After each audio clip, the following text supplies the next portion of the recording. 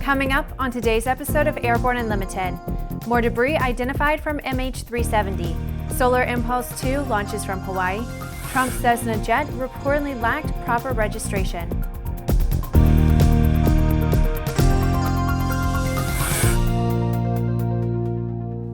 I'm Bree Cross, it's April 22nd, 2016, and this is Airborne Unlimited. It's been just over 2 years since Malaysian Airlines Flight MH370 disappeared, and the Australian government has taken the lead in the search to find a definitive answer to the question of what happened to that airplane. It's reported that on December 27, 2015 and February 27, 2016, 2 items of debris were independently found approximately 137 miles apart on the Mozambique coast. Both items were delivered to the relevant Civil Aviation Authorities in Mozambique and South Africa in early March 2016. Assistance from the Australian Transport Safety Bureau was requested by the Malaysian Government in the formal identification of the items. Now the Australian Transport Safety Bureau says that these 2 pieces of debris are almost certainly from MH370, the Malaysian Airlines 777 that went missing on March 8, 2014. One part was identified as a flap tracking fairing segment, and the second part was identified as a horizontal stabilizer panel segment. The flight of the sun-powered Solar Impulse 2 aircraft to show the world that it's possible to fly around the world powered only by solar energy started in Abu Dhabi on March 9, 2015. After successfully flying as far as the Hawaiian Islands, technical difficulties grounded the airplane 9 months ago. Now yesterday, April 21st, the flight has continued. At 12:16 p.m. Eastern Daylight Time, pilot Bertrand Piccard lifted off from Kailoa Airport on the Hawaiian island of Oahu and headed for the California coast. The flight is planned to take approximately 62 hours. As Piccard was about to begin his takeoff, fellow pilot Andre Borschberg voiced to Piccard over the radio, "Don't forget to land." From the flight control room located in Monaco, Monaco's Prince Albert II was on hand to watch the operation. Later during a live broadcast interview, the prince said, quote, "This is an incredible project and such a statement for renewable energies. The promotion of clean and alternative energy is at the heart of this project." He added, "For Monaco to be associated with this project is a tremendous honor." After the break, you've got to keep the paperwork straight. Redbird is quickly becoming the industry standard for flight training. Since Redbird introduced its revolutionary FMX in 2007, colleges, universities, and flight training operations around the world have integrated Redbird products into their curriculum. It's time to discover what Redbird can do for you. Join the migration. There's a difference between charting a steady course and pushing for the ceiling. And for nearly a century, Hartzell Propeller has been defining that difference. It's in our passion for engineering and research and our dedication to testing the limits of performance. We are built on honor. We are Hartzell Propeller. Welcome back. If you would like to be a supporter of Airborne Unlimited, send an email to jim@aero-news.net. Among the airplanes in Republican frontrunner Donald Trump's fleet of aircraft is a 1997 Citation X that has become a fixture on the campaign trail, particularly at smaller airports that are unable to accommodate his Boeing 757. But the registration on the airplane lapsed on January 31st, making it technically illegal to fly the airplane. Technically, in terms of someone being subject to fines and potential jail time. Aircraft registrations must be renewed every 3 years, and the purpose of the registration is to have an updated and verified record of ownership. Registering and re-registering an aircraft is a simple process accomplished over the internet that includes a $5 service charge. The registration certificate has nothing to do with the mechanical airworthiness of the airplane. According to the New York Times report, the FAA did send notification that re-registration was necessary, but it appears the Trump organization mishandled the paperwork. It's Friday, and that means that it's time for ANN CEO and Editor-in-Chief Jim Campbell to check in with his weekly Barnstorming commentary. With the Aircraft Electronics Association convention coming up next week, Jim's going to give you a preview of what you can expect and how ANN will cover this important happening. Here is this week's Barnstorming.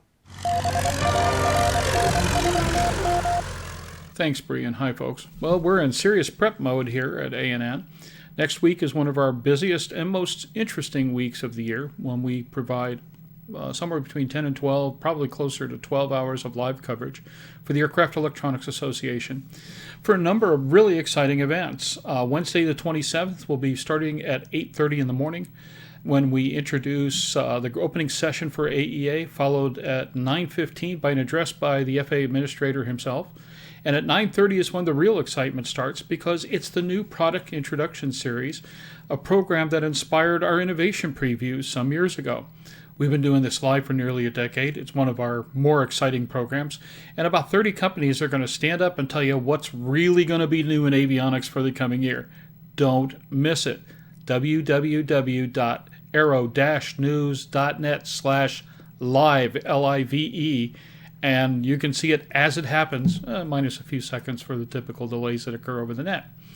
It's exciting stuff. It'll be several hours of coverage that day, but following the next day on Thursday at 1400 Eastern Time, we've got 3 hours of talk show, which will be mostly a follow-up on the NPI, a chance to take a little bit more time than the 3 or 4 minute presentations were able to do so the day before, and get some in-depth on what's the latest and greatest from the new products that are going to be seen at AEA 2016. We'll be doing the same thing, but a little bit more oriented toward the people and the programs and so forth on Friday. That starts at 1100 Eastern. Yes, again, about 3 hours or so, but this time we'll be talking a little bit more about the programs at AEA, some of the things that are happening in the future, some of the things that we can expect down the line, and most important, getting some opinions from some of the experts in this industry about where aviation's going avionics-wise for the near future. It's exciting stuff. We have a lot of fun.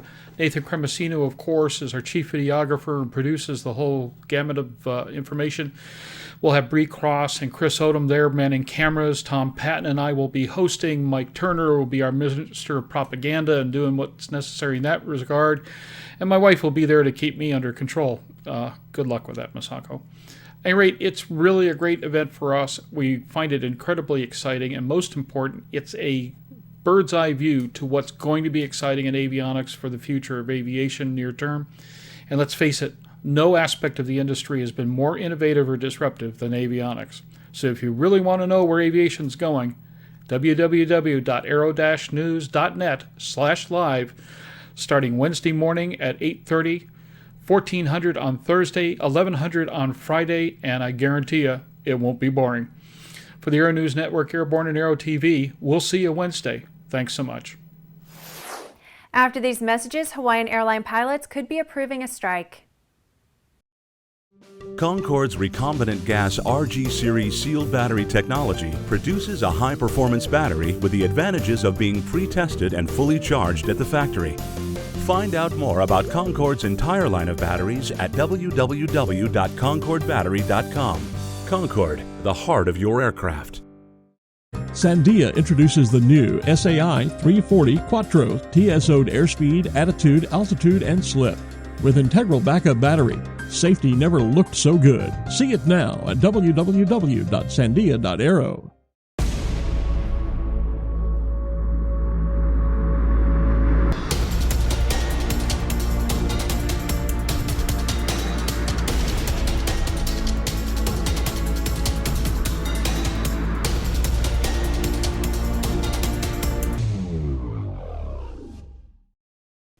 Welcome back. And now Christopher is going to take us around the patch.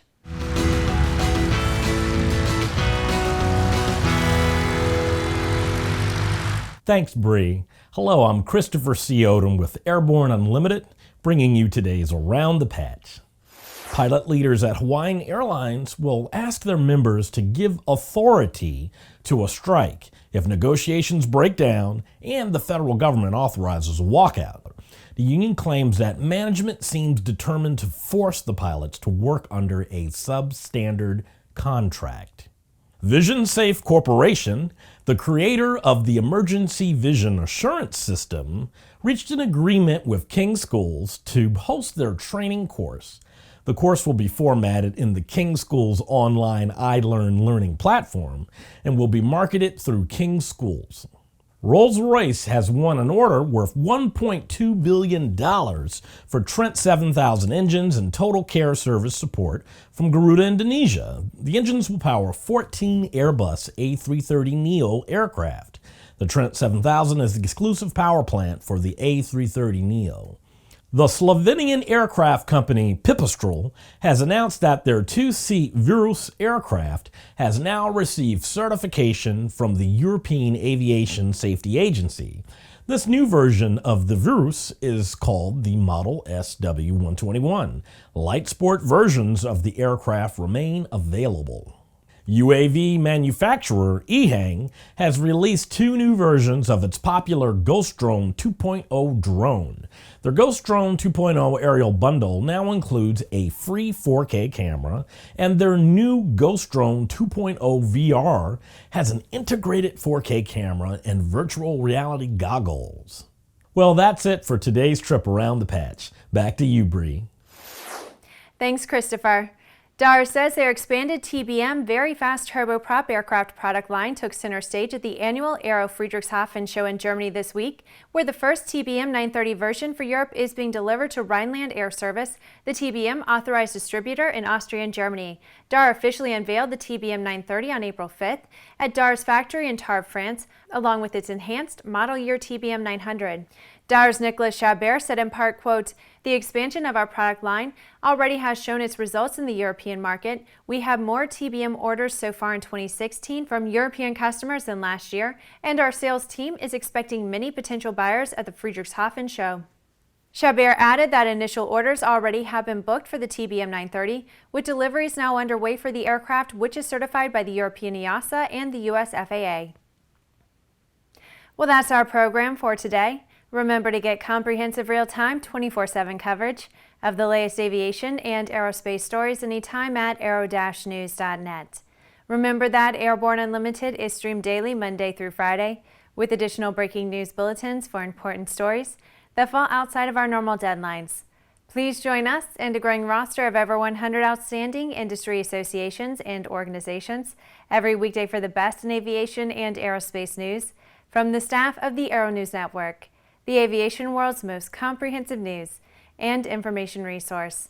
Have a great weekend. We will see you Monday.